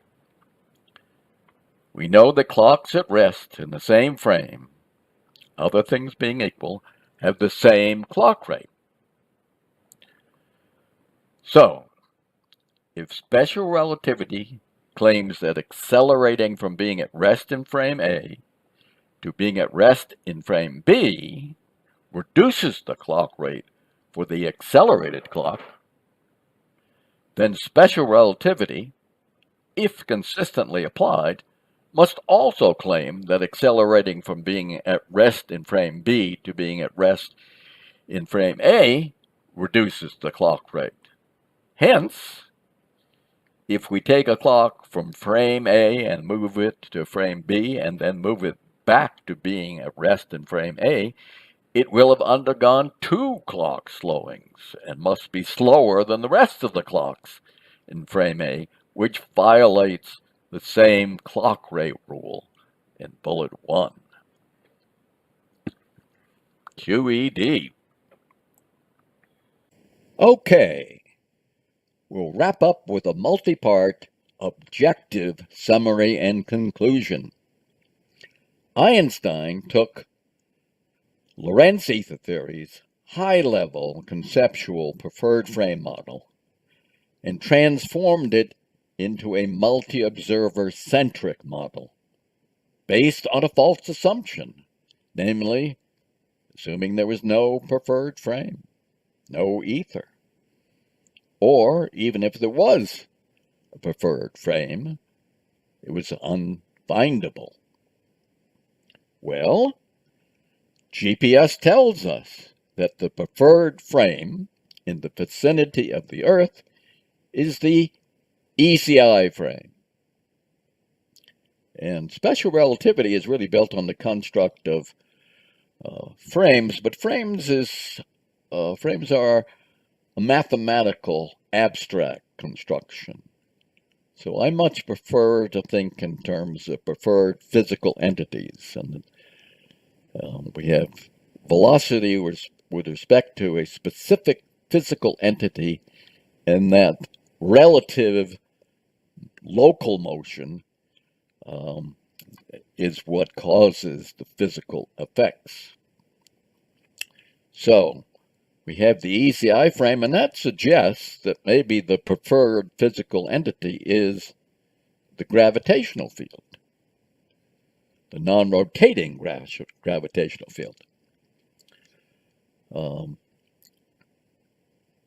We know that velocity effects are a function of velocity with respect to the gravitational field. And the location of the object within the gravitational field, and specifically the gravitational potential of that location where the object is, or the clock is.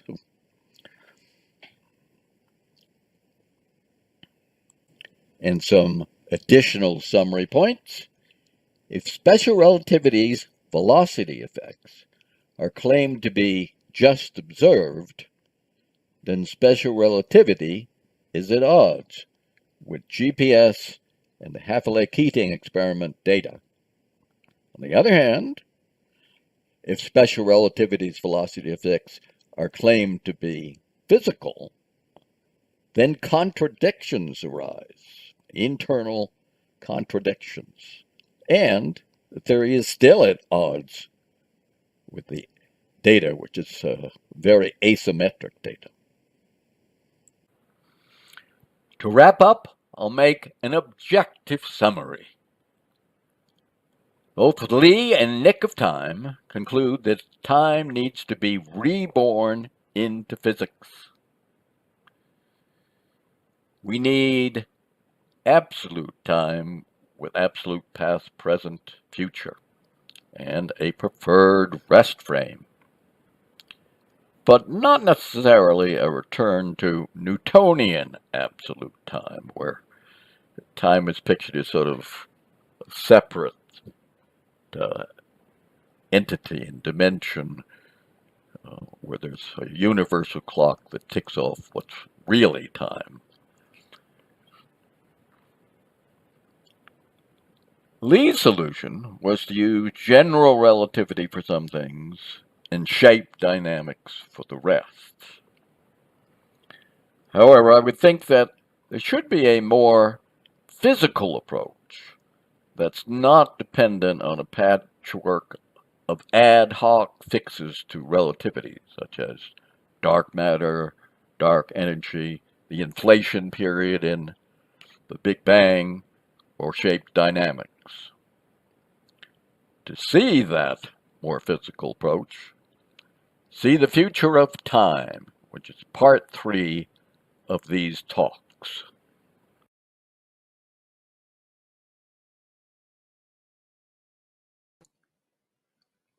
We're going to unmute ourselves because there you go. Wow, I got like 17 things written down. Pretty amazing, pretty amazing. We have, if you have any questions, you can put them directly. I have been starring. One of the good things about the StreamYard system allows me to star some of the comments, so I can go back and look at those. But I have some interesting questions here, especially about the preferred frame. One of the things that I first got exposed to this was Dr. Karazani's work, where he looked at the mathematics of special relativity and found out that the problem in the mathematics is there was two velocities that were set equal that were not equal things in the physical world, and that when you did that, it turned out that you only had one frame. And the way I sort of discovered and tried to explain what his paper did after 3 years of rolling around this in the head was that there's a three-dimensional space and we can measure from a point. And that's kind of the way we can look at it. This idea of a preferred frame versus what I would say that Karazani was looking at was sort of like a measurement origin. What would you, because the preferred frame, you get this idea that, you know, out in space, there's this like, all of space is locked down into this position, and therefore, you can go to it, and this coordinate in the universe is going to show you where, this is all fixed. But fixed to what? So when we talk about the preferred frame, what, with all your experience, all the decades you've been working on, what does it mean to you? Well, I agree with Karazani. And as I said at the very end, I prefer talking in frames makes it sometimes easier. It's a shorthand way without getting into all the detailed physics of explaining things. But as I said, frames, the frame is a mathematical construct without any physical reality. So that's why at the end I say I prefer to talk about velocity with respect to a local physical entity. So in Lorentz Aether Theory, it was velocity with respect to the ether. And maybe parts of the ether are moving relative to each other, or certainly on Jupiter, maybe it's carried with Jupiter. So it's the speed, it's not a universal frame. It's Right, very right, much dependent on local right, reality. So right. Yeah, velocity with respect to a single specific physical entity. And I happen to think that we should consider for for time rates, the gravitational field yeah, might that was be. really interesting when you said Yep. that. And it's interesting because if you look at some models, right, you have the ether models, and then you have models that are gravitonic, like my father and I models gravitonic, and all those gravitons come from stars. They're spewing them out, Yeah. right? And they, of course, they make part of matter. And that in our model seems to be, that's the overall organization. And it's not like a frame really. It's just, Yeah. objects moving through, but it creates a field because if you have all these things there, there is something there. Yes. And so it's interesting to see. Another part of my question was, and I think it's really hit home like a sledgehammer, which is one of my sledgehammers I keep pounding on people, and why we even came up with our book in the first place is we were just tired of it, and that is physicality. People do not look at that. They talk about systems, they talk about light, they talk about gravity, how it affects light. Then you ask them, well, what is that physically? So I could sort of make a model of it and see what you're saying. And they don't have one. It Yeah. seems like one of your major themes that you are Yeah. pounding home is physicality. What is that? Am I reading that right? You're reading it at 100% right. And the GPS data has led me to think of the gravitational field, whatever that is in detail. At least that's a physical thing. We know it. We feel it all Right, the time. exactly. It's there. We Right. may not be able to describe it in detail perfectly, but it has physicality. So some people have talked about the ether as the thing that provides gravity.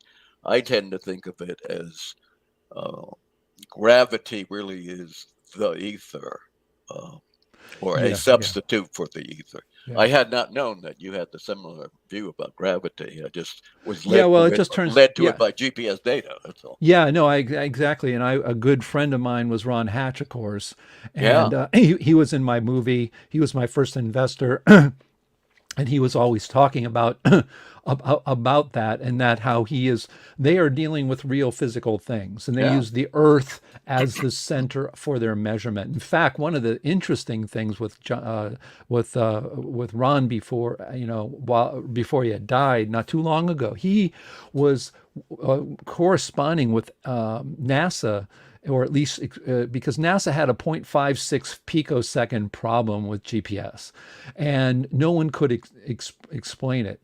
And Ron Hatch's solution, and he told me it wasn't something he would go to his grave with, literally. He yeah, said that it was because that light wasn't traveling at the constant speed of light. And what Yeah. was happening was that physicists would say, that we're all relativists, would say, well, the light would be c plus b in this way, one direction to one satellite, and come back c minus v the other way, and so that it's still c. And yet, if you added the velocity difference, which is super small compared to the speed of light of the satellite, you got this correction there, which of course would absolutely violate special relativity because of the constancy of speed of light. When we were in the NPA, we'd often have people who were doing real things come to us and say, we don't use special relativity because that doesn't work. Yes. We, Yeah. In fact, well, that's what happened with Cynthia Whitney. Yeah. She got her PhD at MIT in special relativity. She then goes and applies what she had in her thesis to a ring gyroscope, the Sagnac effect, right? Yes. That is going around, and it didn't work. Yep. It just simply fell flat on its face. And she said to me, I went back to my professor and told her this. I think it was she as well, if I remember. And you know what the professor's answer was? Oh, we know. But Yes. what do we do? Well, there's not much we can do about that. I've had similar experiences. I talk about twin paradox, and I send it to a relativist, and they say, "Oh, well, that's low-lying grapes."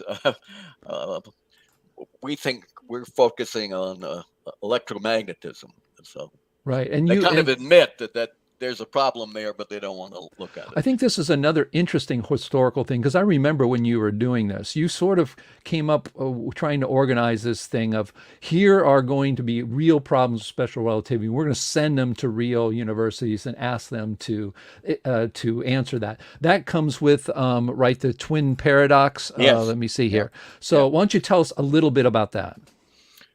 Okay, I did mention it in the Yes, you did. You presentation did. that we did have this special project which I led, and we enumerated the problems that were raised by the twin paradox, and we sent it to all of the prominent universities and asked them to comment.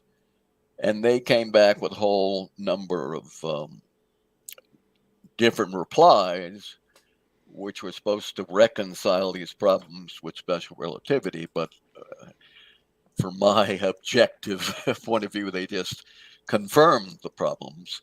One of them would be to explain the net proper time difference in a round trip for a twin paradox in terms of a virtual gravitational field, which is what Einstein and Max Born did. But by implication, that says, okay, special relativity's time dilation is not responsible for the paradox. So it really was a paradox, and even Einstein admitted that in 1916. Yeah, I mean, it's quite remarkable. And that brings me to my last question before we get to anybody. I think by the way, if you want to come on live with us and talk directly with Nick, you can just go to live.naturalphilosophy.org.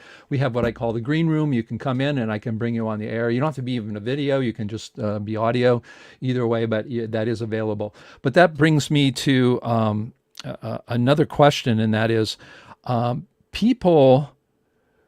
You hear this a lot, and I heard this from many people. For instance, in my movie, the guy says that we don't observe mass increase in particle accelerators, right? That's a violation. He said we have to unteach special relativity to our grad students, and he was one of the few people that got up and said this. But also you hear a lot about how general relativity saves special relativity. Do you have an explanation, or have you thought of that, or is that because that's what you hear, that I hear from mainstream physics? Oh yeah, special relativity has problems, but once Einstein came up with general relativity, those problems went away.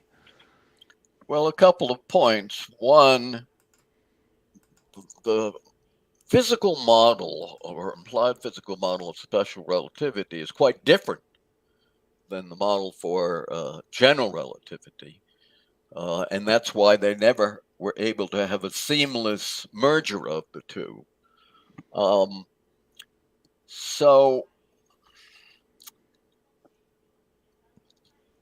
I'll just add one thing because we were talking about GPS data disproving special Right. relativity.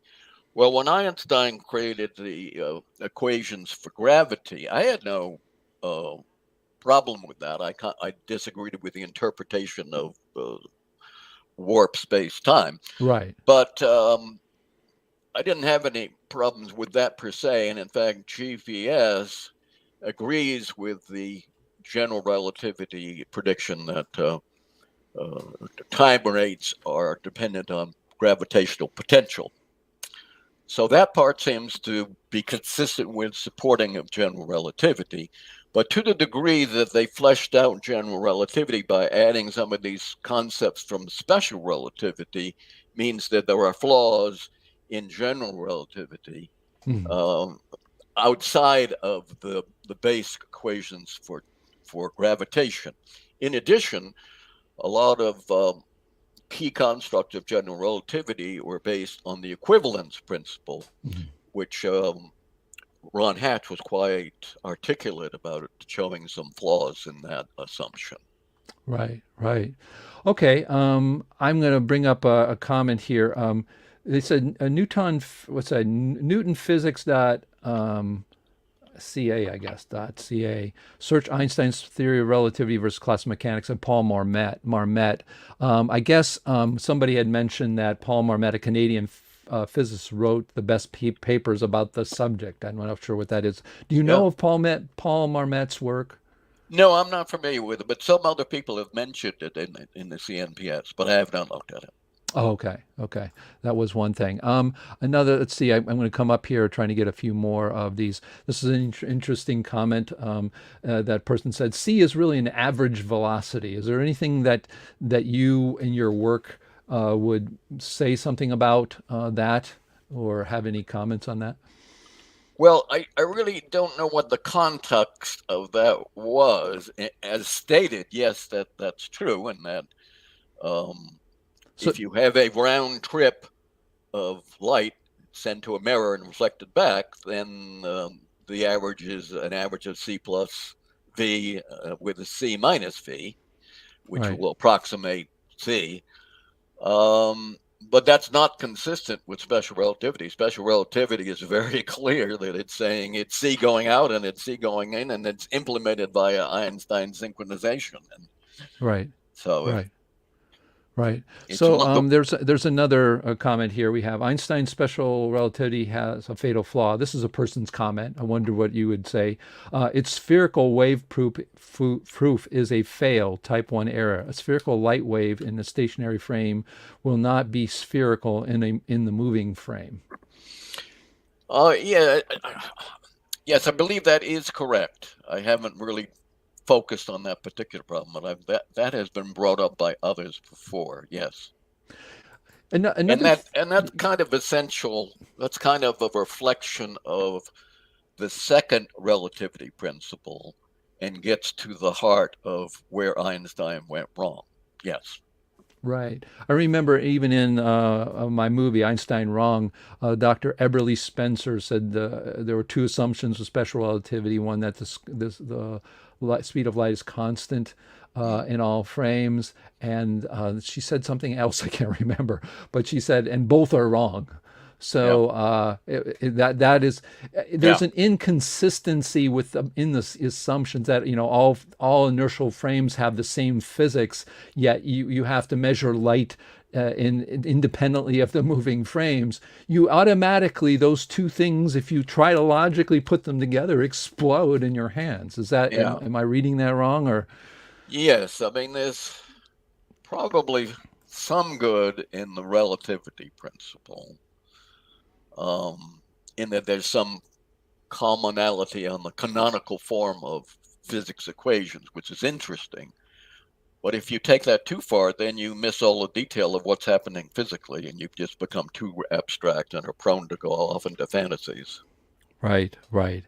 Um, why is it that the people keep pushing. What do you think? I mean, I have my own opinion. I don't want to get that. I want to get your opinion.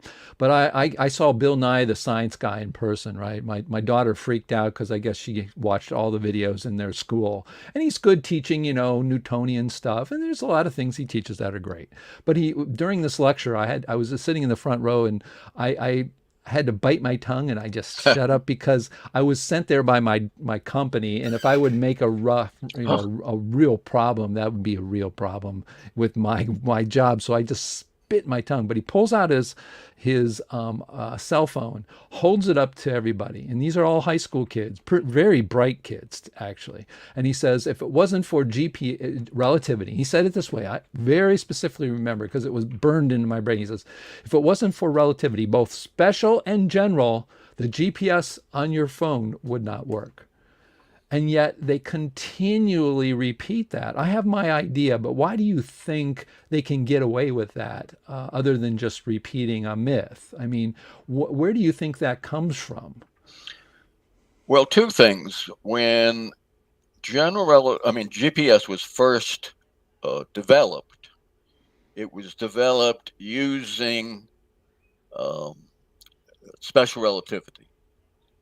Now, it happens that special relativity and Lorentz preferred frame theory will agree if all of the measurements you take are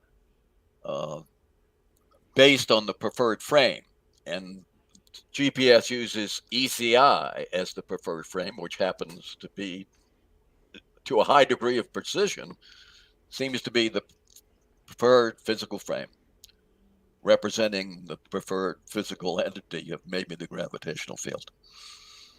And I think you probably see this in the same way as I do.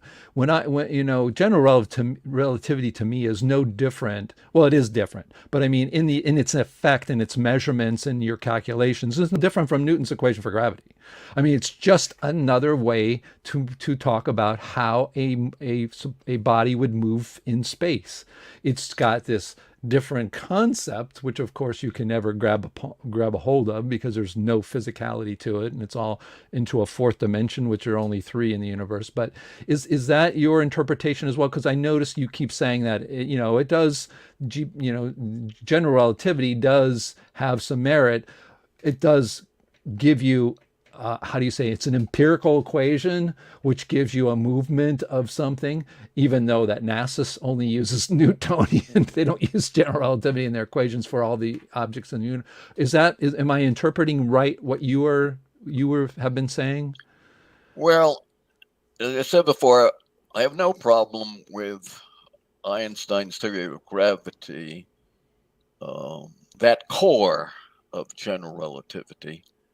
But there are some extensions where it really goes wrong, and one of those extensions being the equivalence principle. And you mentioned Ron Hatch. He has 30 plus patents in GPS, and he was saying that some aspects of general relativity are consistent with GPS, but there are other aspects of the GPS data that are in conflict with general relativity. Right. But if you work for GPS, you really can't be candid about that for the same reason you couldn't be candid when Bill Nye was talking. Yeah. Just, I think part of the problem is, and this is also my interpretation of why Bill Nye can get up there and say that, is that they have a gobbledygook explanation for GPS with general relativity, or a extremely simplified one where they can sort of spew out that if you go to a professor anywhere in around the world in physics, and they'll explain, well, why do we need relativity for GPS, other than giving the dumb answer, which is it won't work without it, but why not? they'll come up with a theoretical idea of what they think is going on, which of course, if you really got them and set them and put them in a corner and said, did you study the way GPS works and how people are really doing this? And they're going to say no. The other thing I think that's hard too is that GPS is $1 trillion, not $1 billion, but $1 trillion industry. And they're not going to, Ron Hatch started a company called Navcom, which got bought by John Deere. John Deere drives tractors along the ground, and if they can get a tractor to be centimeter accurate, they're going to multiply that savings by a great number. And so if you ask John Deere or Navcom, could you please send me all your calculations for GPS?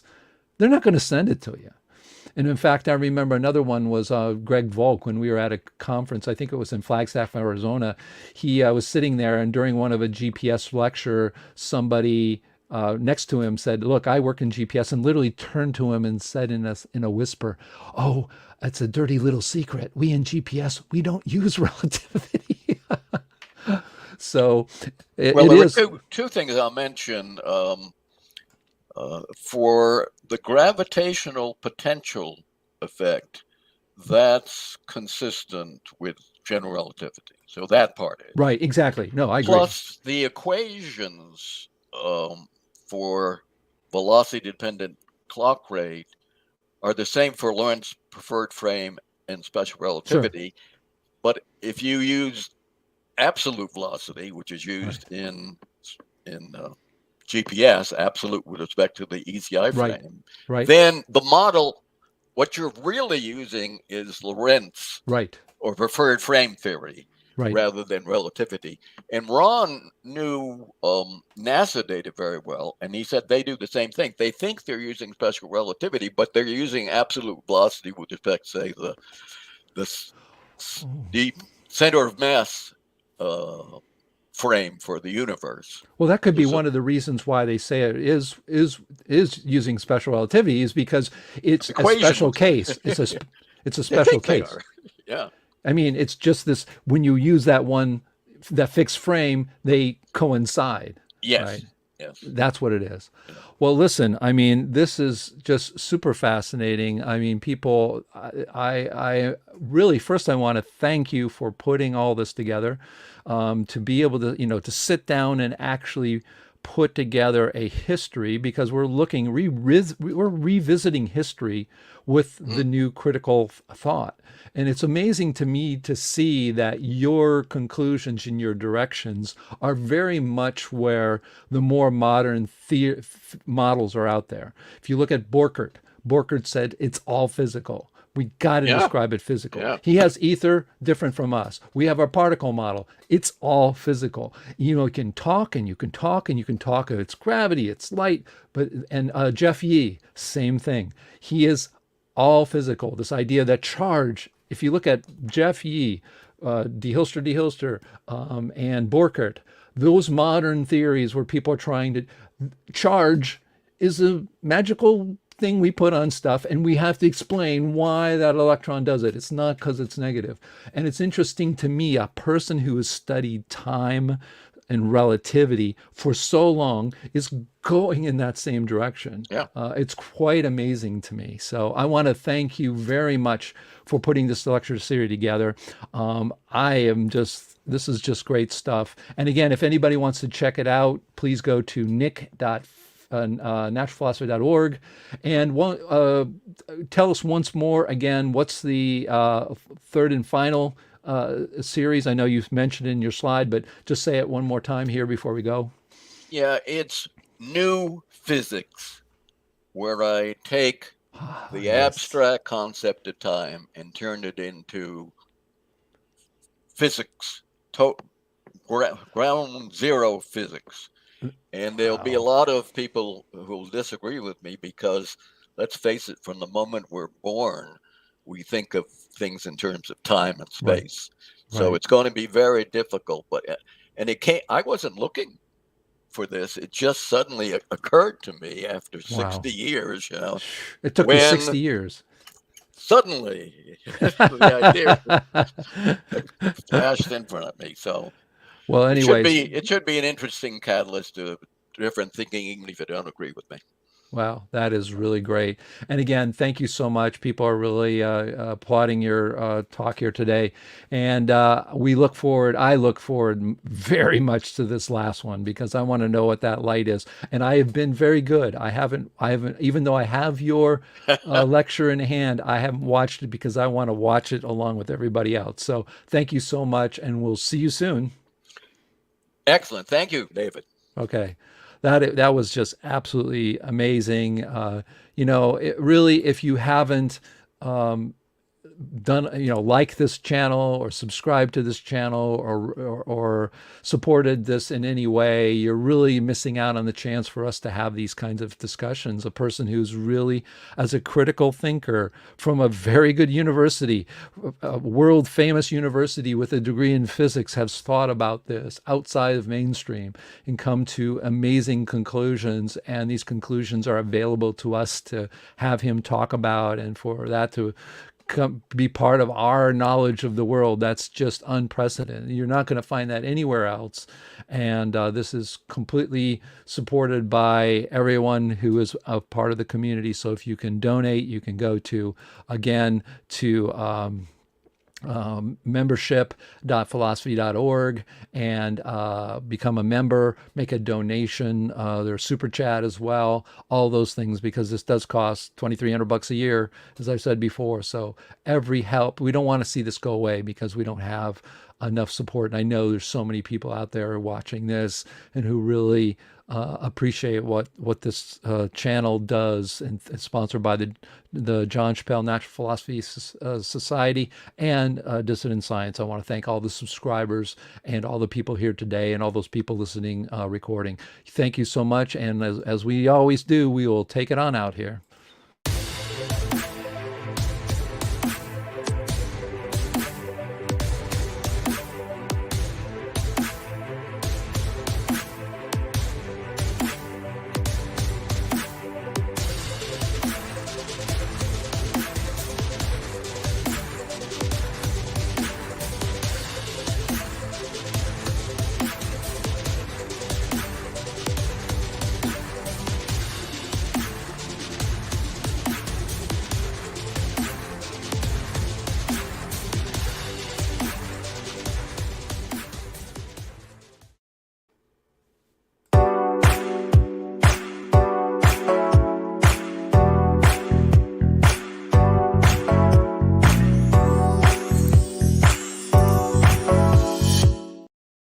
Stay critical, stay thinking. I'm Dave D. Hilscher, your science therapist, to get you the promised line of becoming a critical thinker and staying that. Ciao for now, guys and gals.